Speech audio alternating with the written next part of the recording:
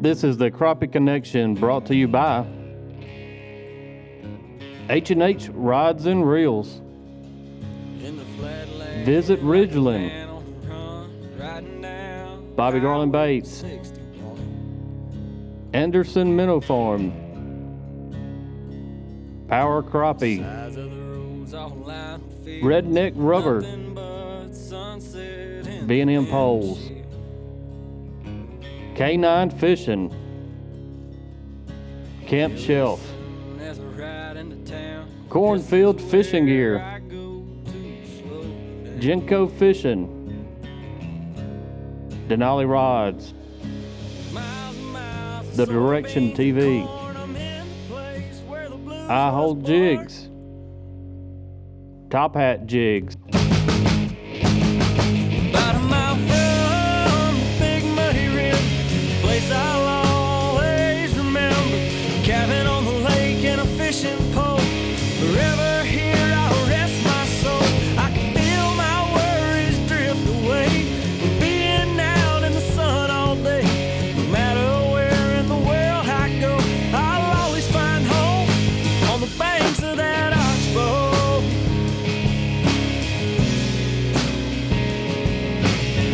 What's up, guys? Brad Chappell back here with a Crappie Connection at the Grizzly Jig Show 2022.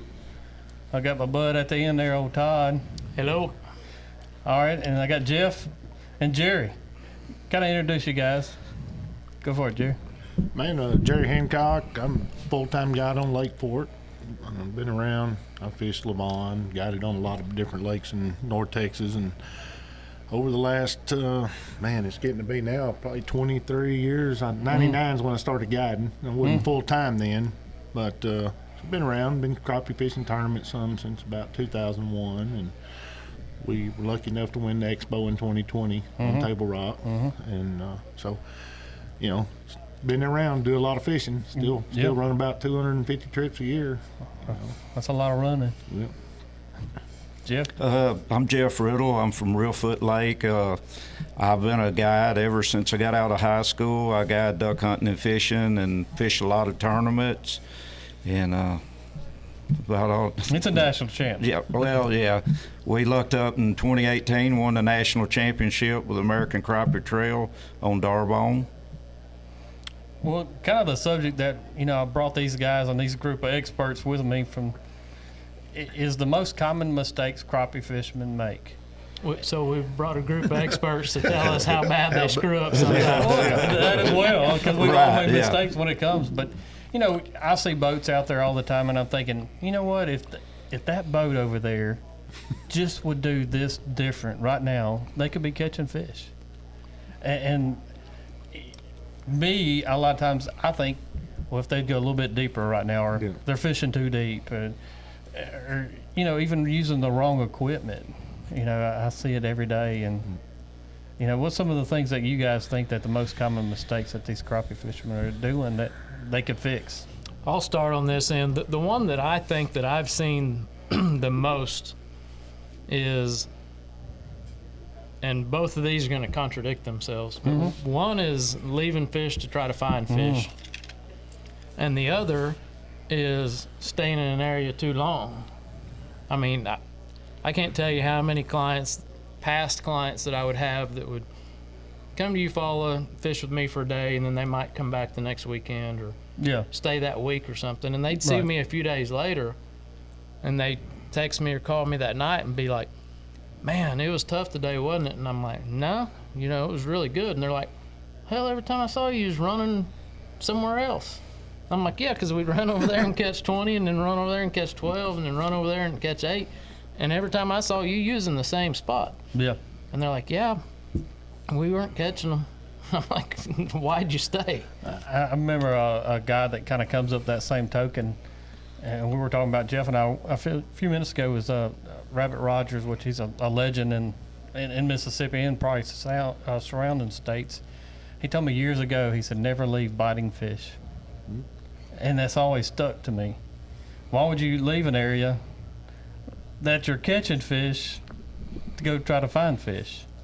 So I think a lot of guys do move, when they probably, if they'd have just stayed there where the fish were biting, they would have left with a great cooler full of fish or whatever, bag of fish. Yeah, true. I think, like Todd was saying, we see it all the time, and I think most people fish too slow. They don't cover enough water. Right. You know, in Lake Fort, you can go pull out there some days, and there you can see 20 live scopers anywhere you go. And we'll pull out there and a bunch of boats around and spread out. We'll take off fishing, and 45 minutes later, I turn around and I'm a half a mile past these people. They're still over there. You know, not all the time I look over in this boat and there's two guys and they're holding their pole and they're looking at the graph and they're not moving, but they're not catching any fish either. Right. I'm like, what are they doing? What are they looking at? I think sometimes they're trying to catch a shad or something, you know. Or I've always been a power fisherman in my mind. Like we cover that old, you know, Kevin Rogers always said it. The guy that fishes the most trees wins. Back even before live scope fishing timber, you know, not every tree's gonna have a fish on it. But if I average, you know, if I can catch one out of every 10 trees, you know, fish 100 trees, I caught 10 fish. You know, I mean, fish 10 trees, you got one fish. Yeah, you know. So if you only go out there and fish 10 trees all day, you might have caught one fish. I might have fished 300 trees and got a limit. Doesn't mean I'm better than you. It just mean I covered more water than you. You know, and I think that is, in my opinion, the biggest mistake people make in live scope. Paul said it the very first day he ever saw it. He come to Fork with me and got in a boat. And he goes, this is going to jack a lot of people up. He said, I'm not going to like this because it's going to make me slow down. I said, why? He said, because I'm going to see fish down there and I'm not want to leave them. Why wouldn't you leave them? They're not biting. I said, this is what you've been doing for 40 years. You just didn't know it. You know, so if that fish doesn't react and doesn't bite, I'm going to the next one. You know, you're still after aggressive fish. But I see people, they'll sit on them all day. I mean, I have clients all the time say, I'll drop it down, let's go, he ain't gonna bite. And they go, man, I just sat there 45 minutes. I said, yeah, in 45 minutes, you still hadn't caught that fish either. You know, we'll have 5 more you know. So that's one of my, but then again, I'll go back at Fork, I'm very aggressive. I drop down, I lift it, that fish don't chase, I go to the next one. I did that last 2 weeks ago with these 2 old guys with me. You know, 11 o'clock, we had 6 fish. And I'm thinking, I've tried everything in the boat. I got tipping minnows, I'm cutting minnows, I'm going big, You had to hold that bait on that fish, and we timed one 6 minutes before that fish bit. And you had to keep it above him, shake it real hard, and hold it dead still. And I'm lying, it might take 4 minutes, he'd come up there and smoke it. So my style fishing, I wouldn't give them enough time. And it took me till noon on a guide trip to figure out what it was going to take. And I had to slow way down. I hate it. But I ended up with 42 and we had some monsters. It just, there's a time to slow down and give that fish time if that's what he wants. But most time I'm going to be moving on, you know. Yeah. Jeff, anything kind of comes to your mind on this? Like, we're all guilty of it. We're real bad if we see a real big fish. Even if we know it's not going to bite, we stay with it too long. I mean, because you know that one big fish can make a difference, but we're guilty of it. We stay with a fish a lot of times too long when, like you said, you could have found 3 or 4 more aggressive fish that you could have caught, you know. But I think everybody that tournament fish is guilty of it one way or the other. Leaving good fish or not staying long enough, either way, we've done both, trust me. I think even comes back to, and everybody's done it, is paying attention to details. These fine little bitty details that are not where you think, well, that can't mean that much. But some days, just like you said, let that bait sit there for 4 minutes. I would never do that. I'd have probably came home with 6 fish that day. Because me and Jerry was talking last night. He was fishing, a brush flat, and he just figured out a piece of the puzzle. Those fish were in between 2 stobs. But picking up on really details can make such a difference on crappie fishing. And I know, Jeff, you have them as well. Some details that you've come across fishing a tournament that you thought, you know what, that little detail probably caused me to win that tournament. Well, I've seen that a lot. I've seen it especially with the live scope now. I've seen it where if you get that bait closer than, say, 3 inches from a fish, he'll spook. But if you'll hold off 3 or 4 inches, he'll finally get excited. You'll see him get excited and bite it. But if you get any closer to him, he'll run off. I mean, I've seen that a lot where it's made the difference just how close you get to that fish with that bait. Well, those fish I was telling you the other day on that, you know, I'm trying everything to get one of these fish to react. So I'm bumping him, I'm running them off, I'm spooking them, coming down on them.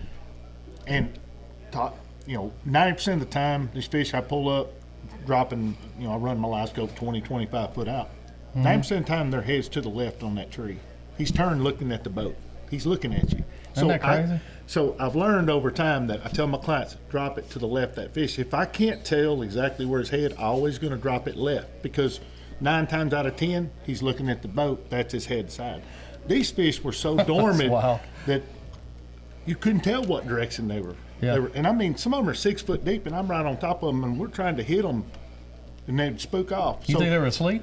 I call it asleep. I don't know what it is. I call it dormant. But what I learned in that day was, if you ever got that bait very close to them and then took it away, they'd never react.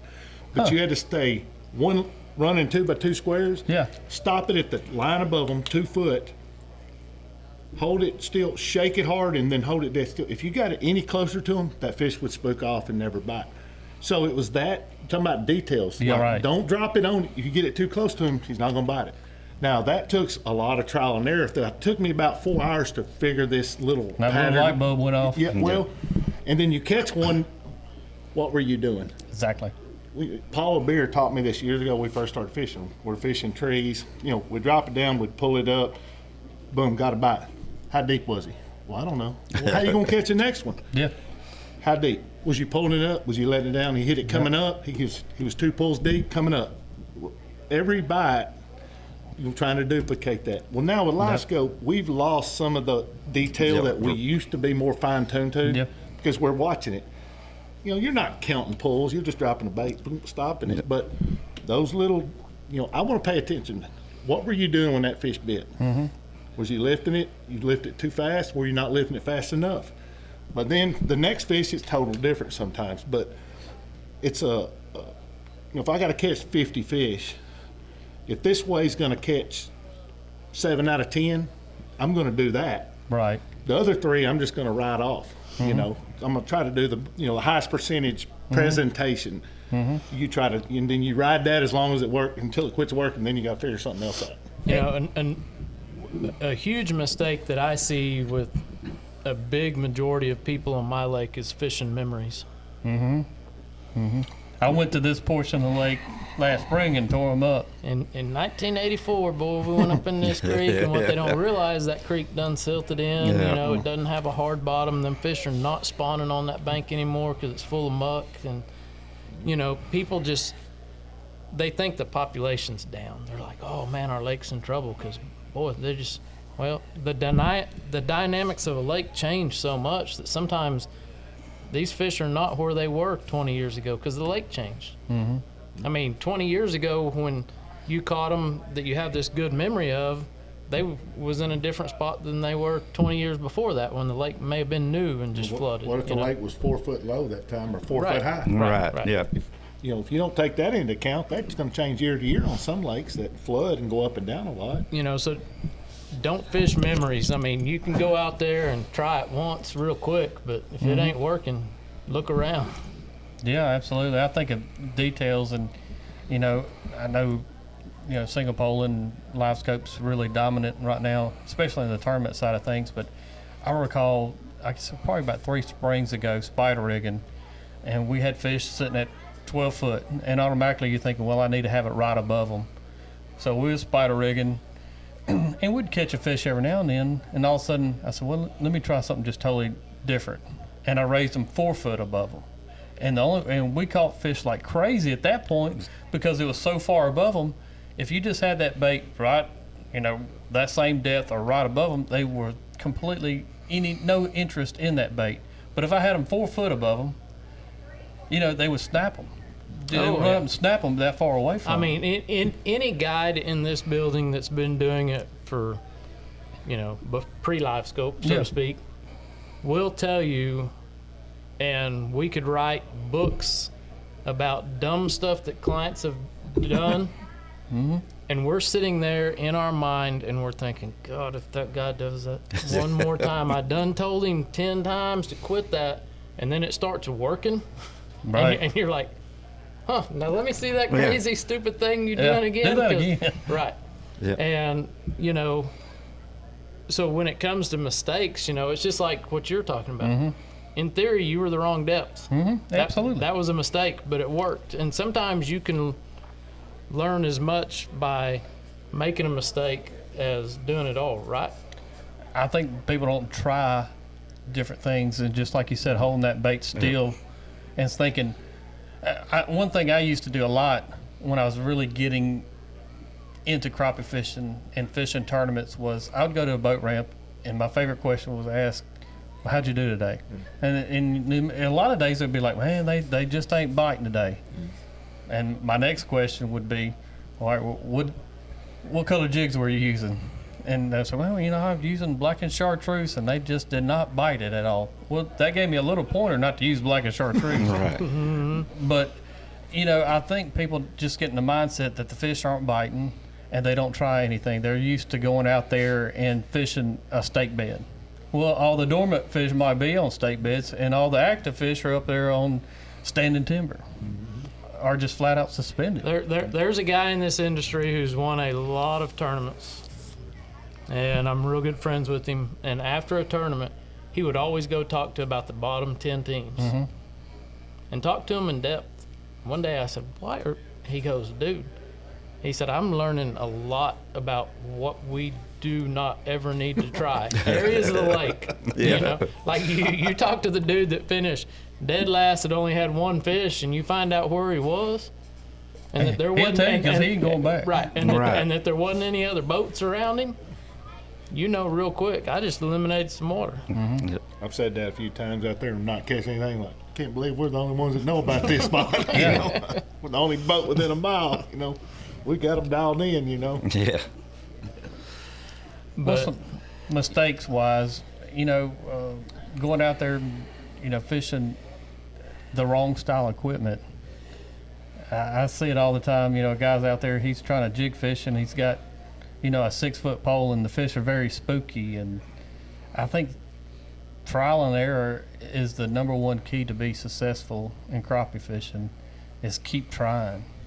And I had a guy that I took fishing last year, and in here today at Grizzly, and he was saying, man, you know, we kind of started out slow that morning, but you know, I knew that look in your eye, you knew fish were here when you kept trying and trying until we got them dialed in, and we finished the day real strong. But I think a lot of people, they'll fish for 2 hours and all of a sudden they'll say, well, they ain't biting today, and they'll load up and go to the house. No. Well, we all have that problem, guy trips. I mean, some days they start out, you land on them, and you catch them. Some days it takes me 3 hours to find the bite. Fish have moved. I just tell my client, we'll find them. We got plenty of time. Just stick with me. Don't give up. We'll find them. And I think in my part of the world, the biggest mistake that everybody makes is that they don't fish shallow enough. They don't start out looking shallow enough. You know, people say, oh, well, there was a whole bunch of fish out here in the channel and everything. Well, if they're gone, they're shallow. And people overlook it, especially in the wintertime. They do not understand. Now, Lake Fork is a really weird deal where you're at, but I still think it's because of y'all's huge bass population. But on most lakes, I don't care if it's 112 degrees or 30 degrees, there's some shallow fish. And a lot of people overlook it. That's me. That's probably me. I don't fish shallow unless I have to. No. I'd rather fish shallow. Hey, perfect example is that last tournament was just one in Florida. Them guys without electronics. Oh, that was crazy.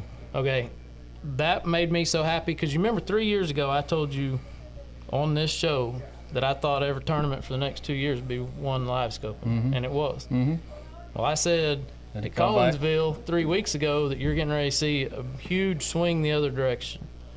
And, you know, what was awesome about that tournament was after that first day, a lot of those teams were like, those guys cheating. Them fish were not up in them lily pads. You know why? Because they went up in there with forward-facing sonar and looked. Dude, you can't look in 2 foot of water in lily pads.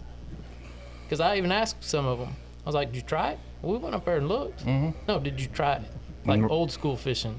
Sometimes you got to revert back to that because them guys flat wore them out, but they was catching fish up shallow that everybody else was overlooking. Yeah. Because they couldn't see them on electronic. Yep. I mean, it'd be like, I guarantee you, he probably don't want to talk about it, but there's probably some shallow fish at real food right now. You know, that we were talking about that earlier today with somebody. There are crappie in shallow water year round. People don't think, like you said, when it gets hot, oh, they're in the deep water. When it gets cold, well, they're not in the shallow water, you know.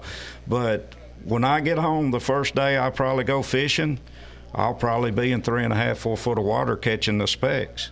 And they're there all the time. Yeah. People, like you said, is just scared to try it. You know, I guarantee you that's where if you look for me, I'm going to be shallow. Well, and like on Real Foot, I've heard from some people from being here at Grizzly over the last 15, 20 years, however long I've been coming, and I would talk about shallow fish.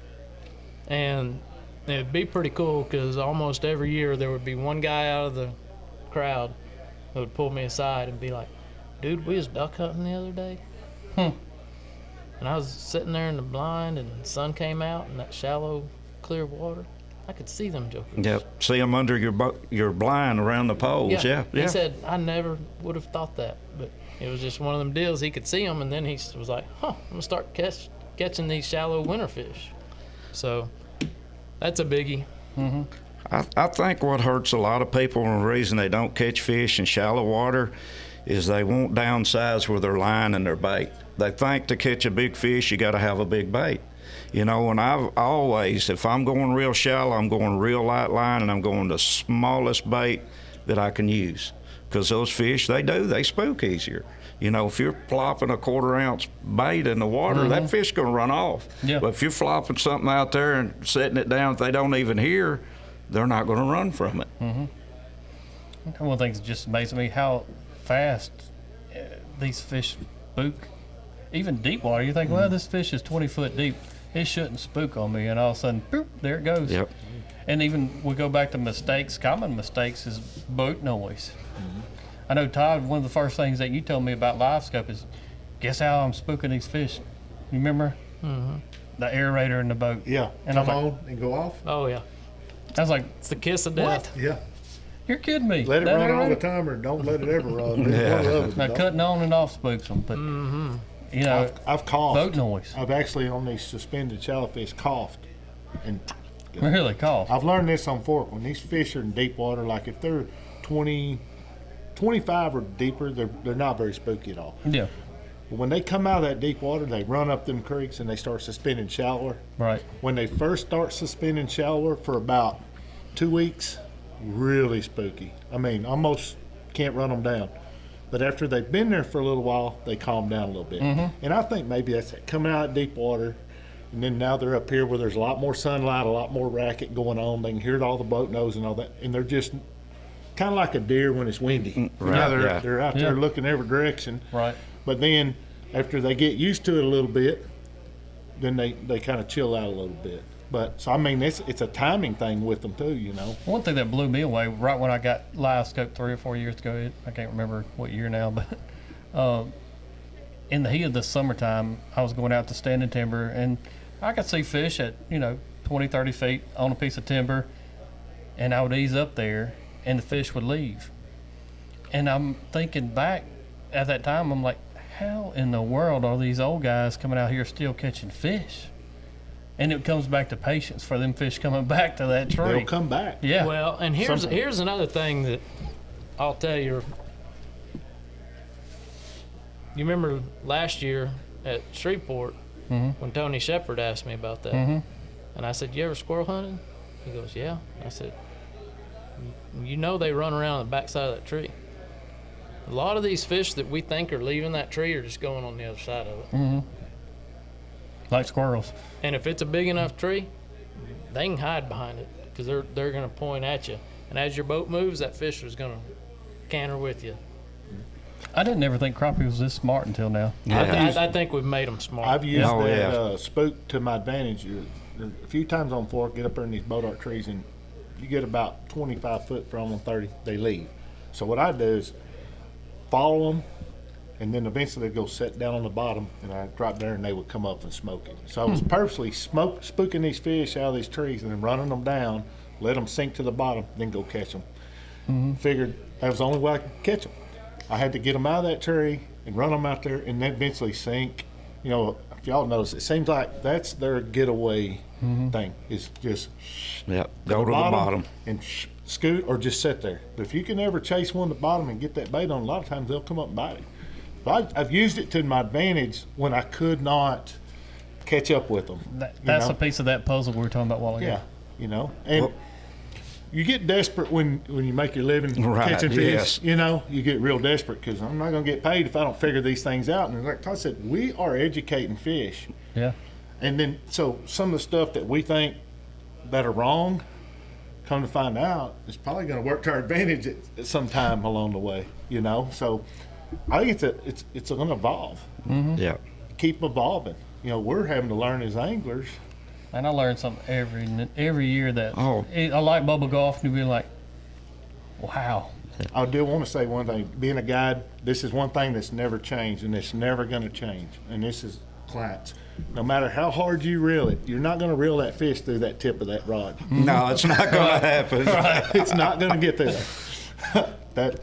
That's my pet peeve as a guide. Get that pole Don't up reel it all here. the way When up. you see that fish, quit reeling. Yeah. Don't put a 14-foot rod in the water and crank him till the weight hits the tip or the jig, and then what are we going to do now?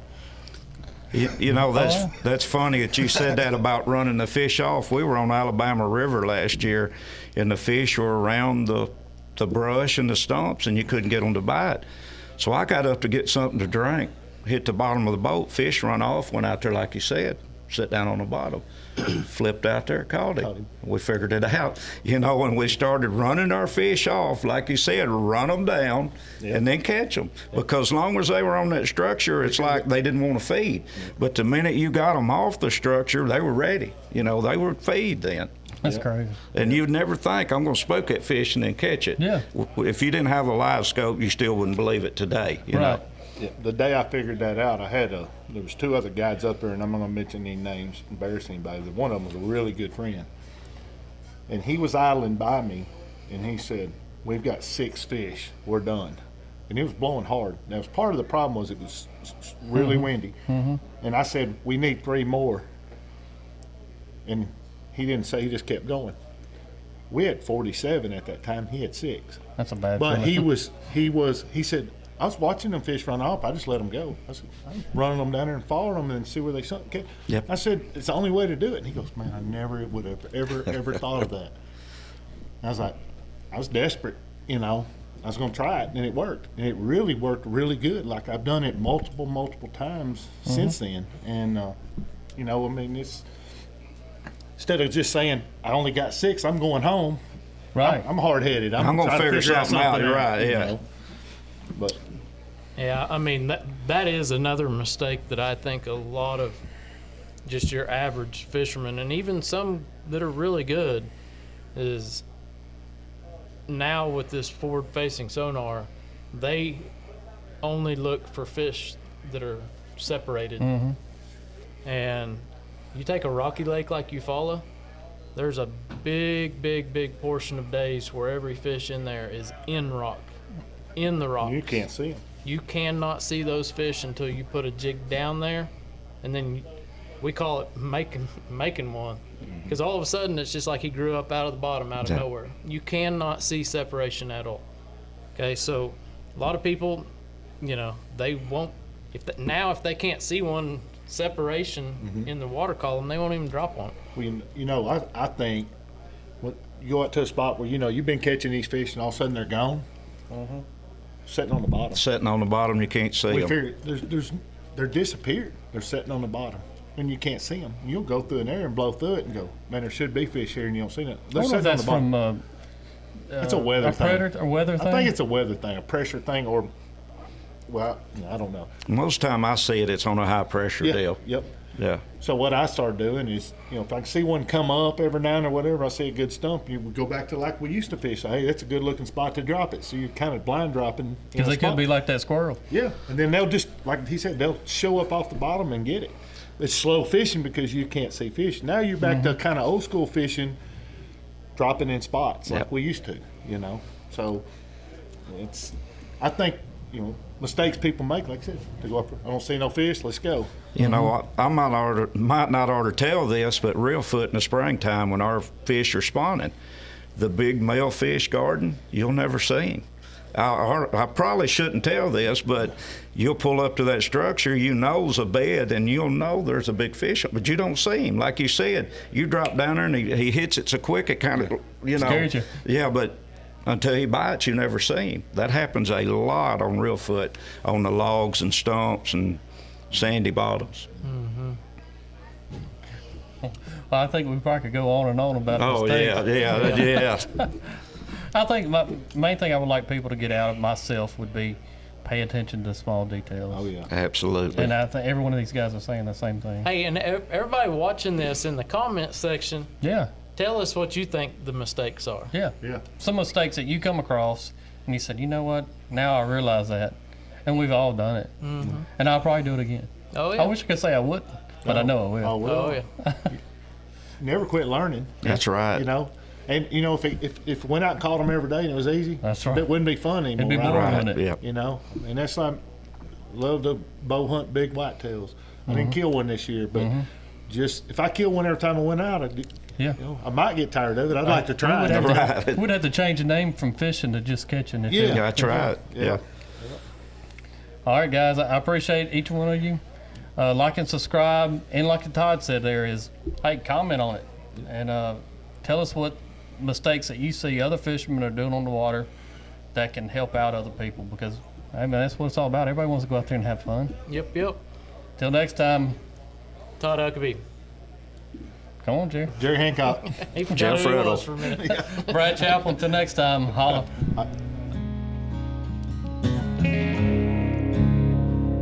About a mile from Big Muddy River, a place I'll always remember. Cabin on the lake and a fishing pole.